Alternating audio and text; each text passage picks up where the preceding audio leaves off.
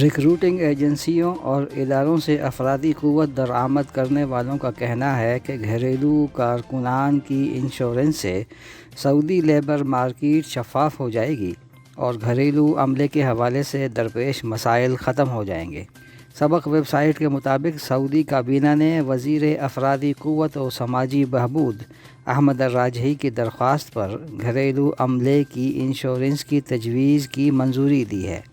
Recruiting ایجنسیوں سے تعلق رکھنے والوں کا کہنا ہے کہ گھریلو عملے کی انشورنس کے بعد ملازموں کے فرار ہونے یا 90 روزہ آزمائشی دورانیہ ختم ہو جانے کے بعد گھریلو عملے کا کام سے انکار کرنے والا مسئلہ ختم ہو جائے گا۔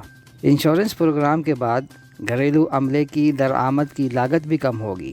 اس کا ایک بڑا فائدہ یہ ہوگا کہ گھریلو عملے اور ان کی خدمات حاصل کرنے والوں کے حقوق و فرائض واضح انداز میں متعین ہو جائیں گے۔ وزارت افرادی قوت کے ترجمان سعد الحماد نے کہا ہے کہ گھریلو کارکن کی وفات یا ڈیوٹی کے دوران حادثہ پیش آ جانے پر کام سے معذوری یا لا علاج امراض میں مبتلا ہونے اور ملازم کی میت وطن واپس پہنچانے کے اخراجات سے متعلقہ تمام مسائل حل ہو جائیں گے۔